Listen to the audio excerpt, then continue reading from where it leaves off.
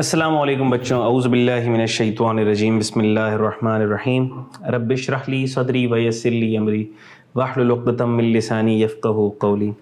अच्छा बेटा, इस वीडियो में हम अपना डिस्कशन कंटिन्यू करेंगे। जो हमारा लास्ट वीडियो में हमारा जो डिस्कशन था वो टैक्स ईयर की discussion, change of tax year की डिस्कशन पे चल रहा था। लेकिन इस वीडियो के अंदर we will start our discussion relating to person and their residential status.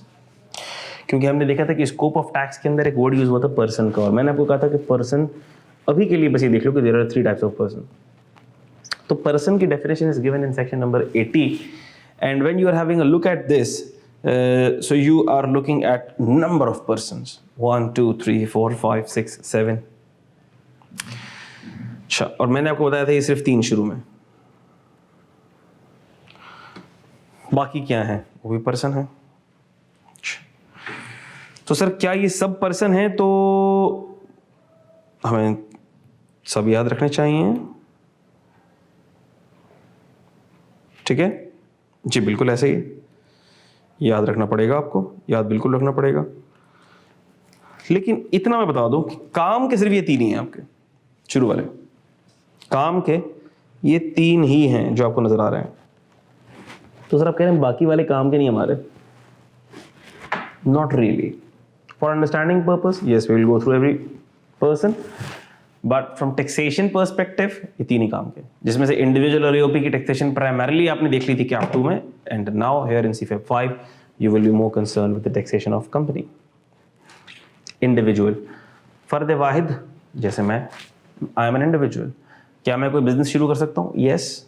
Munir enterprises के नाम से कोई ट्रेडिंग शुरू कर सकता हूँ? यस। मैं अपना सोल प्रोप्राइटरशिप बिजनेस शुरू कर सकता हूँ? बिल्कुल कर सकता हूँ। My business will be separate from my personal identity. ठीक हो गई बात? The following shall be treated as person for purposes of ITU 2001, namely an individual, a company पर आते हैं, an AOP, association of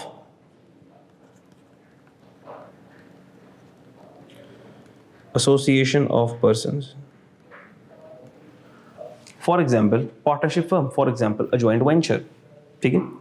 Incorporated form organized or established in Pakistan or elsewhere. Pakistan में establish हो, पाकिस्तान में हो, कहीं और एस्टैब्लिश्ड हो। AOP, partnership firm, is a person. तो देखो लॉ के लिए है ये पर्सन, अभी मैं इससे ज्यादा कुछ नहीं कह रहा, मैं कह रहा हूँ पर्सन, पर्सन है लॉ के लिए। कंपनी भी पर्सन है। कंपनी आपको पता है, कंपनी लिमिटेड बाय शेयर्स, माशाल्लाह चैंपियन लोग हैं आप लोग, कंपनी की अकाउंटिंग सब करके आ रहे हैं। Company is a separate entity obviously. फिर federal government is a person, federal government हमारी जो वफाकी हुकूमत है इज अ पर्सन।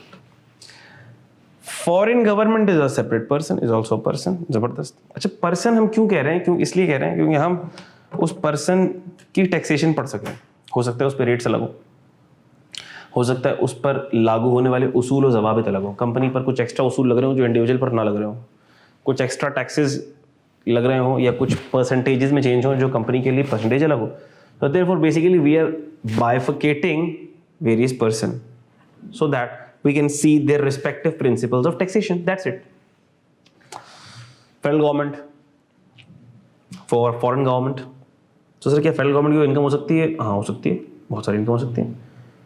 मिसाल के तौर पर फेडरल गवर्नमेंट की ओनरशिप में पार्क, फेडरल गवर्नमेंट के पार्क्स हैं, अब वो पार्क्स के थ्रू इनकम आ रही है उनकी, आ सकती है, कोई भी तरह की इनकम आ सकती है। फॉरेन गवर्नमेंट, क्या फॉरेन गवर्नमेंट यहाँ पर कोई इनकम जनरेट कर सकती है? जी कर सकती है। यहाँ पर बॉन्ड्स, फॉरेन गवर्नमेंट यहाँ पाकिस्तान की किसी कंपनी के बॉन्ड सब्सक्राइब करा सकती है, and they might be getting interest income from Pakistan. तो फॉरेन गवर्नमेंट की कोई पाकिस्तान सोर्स इनकम हो सकती है? जी हो सकती है, हो सकती है। पर्सनल लगे जी, personal. Political subdivision of a foreign government, political subdivision of foreign government यूँ समझ लो, मिसाल के तौर पर जैसे कि लोकल गवर्नमेंट होती है, लोकल गवर्नमेंट की बात हो रही है कि जिस तरह यहाँ पर होती है ना सिटी गवर्नमेंट वगैरह, इसी तरह से अगर कोई फॉरेन गवर्नमेंट का कोई पॉलिटिकल डिवीजन है, ऐसा हो सकता है कि जैसे फॉरेन गवर्नमेंट, यूके की फॉरेन गवर्नमेंट है, लेकिन आपने देखा होगा यूके की काउंटीज़ भी होती हैं, ठीक है। जिस तरह यहाँ पर लोकल गवर्नमेंट होती है तो वहाँ पर टाउन्स और काउंटीज़ भी होती हैं, उनकी अलग अलग गवर्नमेंट होती है, उनकी अलग एडमिनिस्ट्रेटिव गवर्नेंस होती है. So do they have funds? Yes they have funds. Can they invest? Yes they can invest. Can they earn? Yes they can earn. Separate person. Political subdivision of foreign government. Public international organization. Public international organization उनको कहते हैं, for example, IMF, World Bank, WHO, etc. तो बेटा क्या in public international organisation की कोई Pakistan source income हो सकती है? क्या इन पर कोई अलग से टैक्सेशन के उसूल वज़ा करने की ज़रूरत पेश आ सकती है? The answer is yes. ठीक है. For example World Health Organization कोई रिलीफ एक्टिविटी पाकिस्तान में कैरी आउट कर रही है, ठीक है, और उस रिलीफ एक्टिविटी के मिसाल के तौर पर बहुत सारे ऐसे, एक छोटी सी एग्जांपल दे रहा हूँ, अल्लाह ना करे अगर ज़लज़ला आ जाए, सैलाब से सैलाब आए, so now what they can help through the clothes as well. Now there is a possibility that the clothes which they are donating, which they are bringing in Pakistan, those might not be used by those who are living in villages. ठीक है, वैसे बात है, वो western society के लिहाज से अगर कुछ क्लोथ्स वगैरह हैं तो वो नहीं इस्तेमाल हो रहे. So can they sell those clothes? Yes. Can they derive some amount out of it? Yes. Will there be any taxation? There might be separate rules for that. ठीक है. So public international organization is a separate person. The point is this, okay? Now, individually, there are definitions for example, there is the definition for AOP, there is the definition for company. ठीक है. हमसे related ज़्यादातर क्या, मैंने बताया ना, हमसे related तीन ही चीज़ें, इंडिविजुअल, कंपनी एंड AOP. ठीक है. इंडिविजुअल फर्द वाहिद, जैसे मैं, जैसे आप. ठीक है. AOP एसोसिएशन ऑफ पर्सन क्या है? Let's see. मैंने आपको बताया association of person. Most common examples are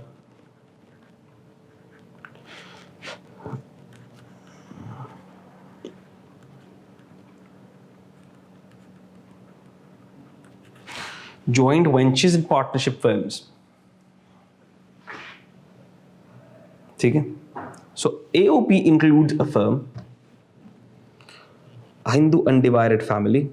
अच्छा, पहले प्री पार्टीशन, जैसे कि मैं पता है कि हमारे लॉज तो बोरोड लॉज हैं, तो ये वही लॉज हैं जो प्री पार्टीशन वाले लॉज थे, जिनको अमेंडमेंट करके पेवंदकारी करके आज तक हम चला रहे हैं. तो ये वो कॉन्सेप्ट वहीं से ड्राइव हो रहा है. So in Hindu community there is a concept of joint family business. उसमें चाचा, मामा, ताया सब एक ही बिजनेस में चल रहे हैं. So that is a form of partnership. That is an association of person. That is the mode of business, and that's a separate person. ठीक होगी बात? वो business is a separate person, and the members will be partners for that. Any artificial juridical person, और कोई भी artificial juridical person. लेकिन हमें याद आता है कि सर हमने ये artificial juridical person का वर्ड तो जब हमने कंपनी लॉ में कंपनी पढ़ा था तो उधर पढ़ा था, ये artificial juridical person है कंपनी, और आप कह रहे हैं यहाँ है कंपनी, ये सॉरी ये AOP है. अभी तो लिखा हुआ है तो पढ़ लो, फिर आगे चलते हैं. Any body of person form under a foreign law. और हमने कहा और भी अगर किसी फॉरेन लॉ के तहत कोई बॉडी ऑफ पर्सन बन रही है वो भी AOP है. तो हमने कहा सर आप तो कंपनी को भी AOP में ही लिया है, जो आज तक हम कंपनी के कॉन्सेप्ट पढ़ते हैं, body, separate body of person. मैंने कहा रुक जाओ, but does not include a company. That's important. तो हमने कहा कंपनी के अलावा अगर कोई भी फॉर्म ऑफ एसोसिएशन है वो AOP में फॉल कर जाएगी. कोई भी एसोसिएशन ऑफ पर्सन है वो फॉल कर जाएगी. कोई भी आर्टिफिशियल ज्यूरिडिकल पर्सन है वो फॉल कर जाएगी. कंपनी फॉल नहीं करेगी. Company will remain separate. Company will remain out of it. ठीक होगी बात? क्योंकि कंपनी के लिए अलग से डेफिनेशन आ रही है हमारे पास. आओ देखते हैं कंपनी की डेफिनेशन. अच्छा भाई,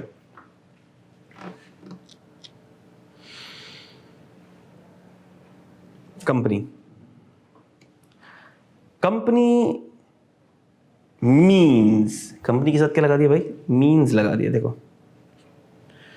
अच्छा, AOP इंक्लूड्स, इसका मतलब कि AOP में कॉमन लॉजिकल सेंस भी है, association of person, group of person carrying on any activity, association of person, partnership इसमें आ जाती है. ठीक. कंपनी मीन्स, इसका मतलब कंपनी की डेफिनेशन अब वही है जो ये लॉ बता रहा है, यानी इनकम टैक्स ऑर्डिनेंस बता रहा है. इसका मतलब ये है कि अगर कंपनी का कोई कॉमन कॉन्सेप्ट या जनरल कॉन्सेप्ट आपके जहन में है तो अभी उसको थोड़ी देर के लिए निकाल दो, बाहर कर दो. यानी कि इनकम टैक्स ऑर्डिनेंस कह रहा है कंपनी की डेफिनेशन वही है जो हम बता रहे हैं कंपनी की डेफिनेशन है, तो ज़्यादा दिमाग मत लगाओ, आओ देखते हैं। पहला point, a company is defined in the companies act 2017। तो सर हमारे दिमाग में भी कंपनी का वही कॉन्सेप्ट था जो कंपनीज एक्ट 2017 का था। तो हमने कहा ठीक है, फिर इनकम टैक्स लॉ सबसे पहले ही पॉइंट में पहले सारा दिमाग आपसे खाली करवाया, उसके बाद पहले ही पॉइंट के अंदर क्या लेकर आ गया, देखो company is defined in the companies act 2017। ठीक है, आगे चलो। तो कंपनीज एक्ट 2017 के तहत तो सर हमें पता है बहुत सारी कंपनीज होती हैं, private company, unlisted company, listed company. A body corporate formed by or under any law in force in Pakistan. अच्छा भाई, क्या मतलब है इसका? Body corporate formed by or under any law in force in Pakistan. अच्छा, ऐसी corporations फॉर्म हुई हैं पाकिस्तान में which have been formed by any law, under any law, उनके लिए स्पेशल लॉ आया and they formed, they came into existence. For example, PIA came into existence through PIA ordinance. For example, PNSC, Pakistan National Shipping Corporation, it came in existence through PNSC ordinance. तुमने कही कोई special law के तहत form हुई है। अच्छा, और भी एंटिटीज फॉर्म होती हैं स्पेशल लॉज के तहत, जैसे कि बैंकिंग कंपनीज ऑर्डिनेंस के तहत फॉर्म होती है, मुदारबा ऑर्डिनेंस के तहत फॉर्म होती है, but they are also govern under companies act as well. ठीक है, तो उनको भी कह सकते हैं। और मुदारबा अलग से अगला पॉइंट ही है। मुदारबा का स्ट्रक्चर जिनको नहीं पता, खैर मैं मुख्तसर से इसका आपको तारुफ करा देता हूँ, फिर बात आगे आएगा मुदारबा की तो मज़ीद बात करेंगे।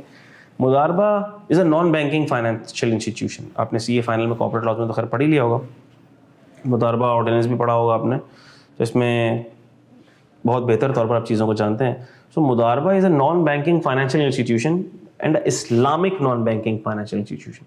इस्लामिक मोड है ये। उसके शेयर्स नहीं होते, इसके सर्टिफिकेट्स होते हैं। एंड मुदारबा इज़ ऑल्सो लिस्टेड, तो इसके सर्टिफिकेट्स भी ट्रेड हो रहे होते हैं। और non banking Islamic financial institution है, तो इसका मतलब कि वो सारी इस्लामिक बैंकिंग वाली activities they do perform. Deposits वगैरह का इनका सिस्टम नहीं होता, सर्टिफिकेट होल्डर्स का पैसा होता है, उसको इन्वेस्ट करते हैं, मुशारका, डिविनिशिंग मुशारका, इजारा वगैरह वगैरह। ठीक, ये भी कंपनी है।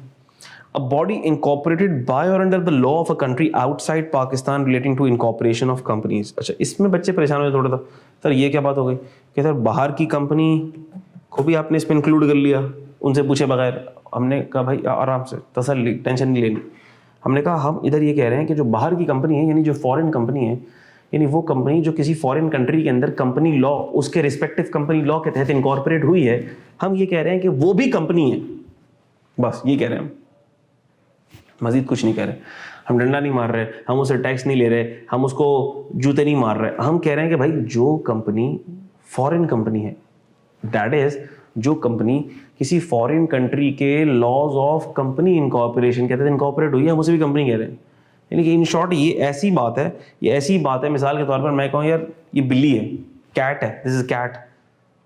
हाँ सर पता है कैट है। और टीवी के अंदर एक शो चल रहा है BBC यूके का, उसमें कोई कैट सड़क पर चलती हुई नजर आ रही है, मैं क्या बोलूँगा यार वो भी कैट है। भाई फॉरेन नहीं सर, वो तो फॉरेन कैट है। भाई फॉरेन कैट है, कैट तो है। तो मैं यहाँ पे भी यही कह रहा हूँ, फॉरेन कंपनी है लेकिन है तो कंपनी, तो हमारी कंपनी के डेफिनेशन में फॉरेन कंपनी भी आ जाएगी। हम अभी उसके ऊपर कोई फतवा नहीं लगा रहे कि ये रेजिडेंट है, नॉन रेजिडेंट है, इससे टैक्स ले लेंगे या उसको मार डालेंगे, नहीं ऐसा कुछ। हम कह रहे हैं company, that's it. Cooperative society, finance society और अदर सोसाइटी, सोसाइटीज़ के अपने लॉज, अपने एक्ट्स होते हैं, और वो सोसाइटी किसी पर्टिकुलर ऑब्जेक्टिव के लिए बनाई जाती है।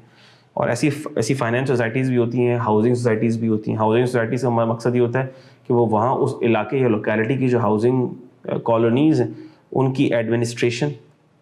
इसी तरह कोई फाइनेंस सोसाइटी हो सकती है, उसका मकसद ये हो सकता है कि मिसाल के तौर पर finance professional, they are providing some guidance, some guidelines, some mentoring, some help in exchange of a fee for example. So कोई सोसाइटी भी फॉर्म हो सकती है और वो भी इनकम अर्न कर सकती है, और वो सोसाइटी कोई लिमिटेड बाय शेयर नहीं होती। लेकिन हमने ये कह दिया कि अगर कोई ऐसी सोसाइटी किसी सोसाइटीज़ एक्ट में फॉर्म होती है, एक एंटिटी फॉर्म होती है, तो वो कंपनी है। उसको AOP मत ले जाना, वो कंपनी है। पहली बात हमने उसको बोल दिया ये कंपनी है। चलो ज़बरदस्त बात हो गई। A non profit organization, NPO क्या होती है? NPO हमें पता है क्या होती है, कंपनीज एक्ट हमने पढ़ा हुआ है। नॉन प्रॉफिट ऑर्गेनाइजेशन आगे डेफिनेशन भी आ जाएगी तो हम मजीद देख लेंगे। तो हमने कहा नॉन प्रॉफिट ऑर्गेनाइजेशन जैसे एधी हो गया, छीपा, LRBT, सिटीजन फाउंडेशन वगैरह, these are non profit organization. तो सर क्या ये भी कंपनी है? हमने कहा जी ये भी कंपनी है। सीधी तो अजीब बात हो गई। सुनते जाओ, पढ़ते जाओ, बाद में देखेंगे। ट्रस्ट एन एंटिटी और a body of a person establish constituted by under law of the time being in force. कोई ट्रस्ट बन गया, जैसे कि प्रोविडेंट फंड, ग्रेजुएट फंड वगैरह, वो होता है, these are formed under trust act. तो सर क्या वो भी कंपनी है? जी वो भी कंपनी है। अच्छा, और जैसे मुझे पता है कि म्यूचुअल फंड्स वो भी अंडर ट्रस्ट एक्ट ही बन रहे होते हैं, तो सर क्या वो भी कंपनी है? वो भी कंपनी है।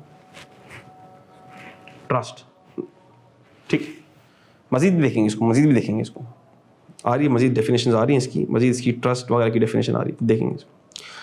A foreign association, whether incorporated or not, which the FBR has by general or special order declared to be a company for the purposes of income tax ordinance। क्या मतलब हुआ इसका? मैंने कहा सर कोई भी फॉरेन एसोसिएशन, मैंने कहा सर अभी तो आपने एसोसिएशन को AOP में डाला था, जबरदस्त, तो वो एसोसिएशन जो कंपनी में नहीं आएगी वो कहाँ चली जाएगी? AOP में चली जाएगी, सिंपल।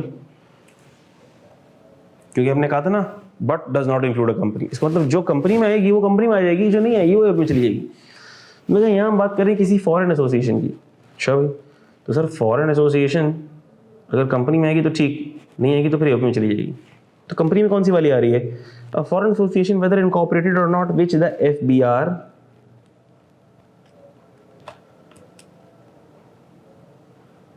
हैज, जिसको FBR ने बाय जनरल और स्पेशल ऑर्डर, किसी जनरल और स्पेशल ऑर्डर के तहत declared to be a company, जिसे FBR ने किसी जनरल या स्पेशल ऑर्डर के तहत कंपनी घोषित कर दी है, कंपनी डिक्लेयर कर दी है। क्या मतलब हो इसका सर? देखो ऐसा होता है, अक्सर ऐसा होता है, जो बाहर की सेटअप्स होते हैं ना, बाहर की कंपनीज होती हैं, मिसाल के तौर पर ये कंपनी A और ये कंपनी B, अब इनको पाकिस्तान में अपने ऑपरेशंस करने हैं। पाकिस्तान में ऑपरेशंस करेंगे तो टैक्स लगेगा पाकिस्तान के अंदर, और कंपनी वाला टैक्स लगेगा। तो इन्होंने कहा चलो जुगाड़ करते हैं, पाकिस्तान के अंदर ऑपरेशन करने ना, पाकिस्तान को कौन टैक्स दे, उनको अपने लोग टैक्स नहीं देते। तो उन्होंने क्या किया, उन्होंने कहा यहाँ पर हम दोनों मिलकर एक पार्टनरशिप बनाते हैं, या वहाँ मिलकर पार्टनरशिप बनाते हैं, या हम अपने कंट्री के अंदर ही पार्टनरशिप बना लेते हैं और उस पार्टनरशिप से पाकिस्तान के अंदर हम बिजनेस करते हैं। तो हम कंपनी नहीं कहलाएंगे, हम एक एसोसिएशन कहलाएंगे, AOP कहलाएंगे, और हमें हमारे ऊपर AOP का टैक्स लगेगा। धोखा देते हैं हम। तो हमने कहा अगर ऐसा धोखा पता लग गया FBR वाले को, तो भले आपने एक पार्टनरशिप बनाई है, भले आपने एक एसोसिएशन बनाई है, अदर देन कंपनी बनाई है, लेकिन वो आपकी इस एसोसिएशन को भी बाय जनरल और स्पेशल ऑर्डर कंपनी डिक्लेयर कर सकते हैं और आप पर कंपनी का टैक्स लगा सकते हैं। तो डेढ़ो शेयर ही नहीं करो। प्रोविंशियल गवर्नमेंट भी कंपनी है। देखो प्रोविंशियल गवर्नमेंट पर्सन नहीं थी अलग से, लेकिन कंपनी है, ज़बरदस्त, कंपनी का पार्ट है प्रोविंशियल गवर्नमेंट। लोकल गवर्नमेंट और स्मॉल कंपनी का क्राइटेरिया भी हम देखेंगे, उसका एक थ्रेशोल्ड है, नंबर ऑफ एम्प्लॉइज और टर्नओवर वगैरह की बेसिस पे, कैपिटल की बेसिस पे, तो वो क्राइटेरिया मीट करता है तो स्मॉल कंपनी की डेफिनेशन में चले जाते हैं, उस पर रेट कम लगता है, 29% नहीं लगता। तो हमने कहा प्रोविंशियल गवर्नमेंट भी कंपनी है, लोकल गवर्नमेंट भी कंपनी है, ये क्या बात हो गई? हमने कहा बात हो गई भाई, तो सर सबको कंपनी क्यों बना दिया लॉ ने? मैंने कहा ये भी कंपनी, वो भी कंपनी, ये भी कंपनी। मैंने कहा हर चीज़ को कंपनी में डालने के पीछे लॉ का एक रीज़न है। क्या? 2 रीज़न प्राइमरी हैं, 2 में से कोई एक हो सकता है और भी कोई, लेकिन 2 प्राइमरी रीज़न ये हो सकते हैं। नंबर 1, जिसको कंपनी की डेफिनेशन में डाला है उस पर 29% का रेट लगाना, टैक्स का रेट वो लगाना जो कंपनी का चल रहा है। लेकिन सर आप NPO पे भी क्या कंपनी का रेट लगाएंगे? 29%, बेचारी NPO। हमने कहा देखो कंपनी का रेट लगाना एक मकसद है, अब अगर NPO है उस पर रेट लगाना हमारा मकसद नहीं है, तो हम क्या करेंगे, 29% का रेट लगा देंगे और बोलेंगे ठीक है आपको हमने 100C के तहत पूरा टैक्स क्रेडिट दे दिया, पूरा टैक्स माफ़ कर दिया। प्रोविंशियल गवर्नमेंट हमने आपका टैक्स माफ़ कर दिया, लोकल गवर्नमेंट माफ़ कर दिया, कोई टैक्स नहीं आप पे। हम फिर उसको बाद में किसी और प्रोविजन के तहत मुक्त कर देंगे, आज़ाद कर देंगे। दूसरी जिम्मेदारी है, जो सबसे बड़ी जिम्मेदारी है, वो है विद होल्डिंग की। कंपनी हम जिसको कह देंगे, हम उस पर जिम्मेदारी, उसके कंधों पर बोझ डालेंगे जिम्मेदारियों का, और सबसे बड़ी जिम्मेदारी है विद होल्डिंग की। यानी कि जब भी वो किसी दूसरे पर्सन के साथ कोई ट्रांजैक्शन करेगा, कोई पेमेंट करेगा, उसे विद होल्ड करना पड़ेगा, टैक्स विद होल्ड करके गवर्नमेंट के खजाने में जमा कराना पड़ेगा, और ये विद होल्डिंग की जिम्मेदारी होती है विद होल्डिंग एजेंट की, and company is a with holding agent. ठीक है, ये हम आगे जाके पढ़ेंगे। तो बाहर तो और कंपनी की डेफिनेशन में सबको इंक्लूड करने का मतलब उन पर जिम्मेदारियां लगाना, उनके कंधों पर बोझ डालना, उन पर टैक्स लगाना, ये सारी चीज़ें हो सकती हैं। आगे की चीज़ें इंशाल्लाह ताला हम नेक्स्ट वीडियो में देखते हैं। इस वीडियो को हम यहीं तक रखते हैं so that it does not get prolonged. Thank you so very much. may Allah bless you all, take care a lot. मुझे और अपने सारे टीचर्स को दुआ में रखिएगा, अपना बहुत ख्याल रखिएगा। Take care a lot. अल्लाह हाफ़िज़।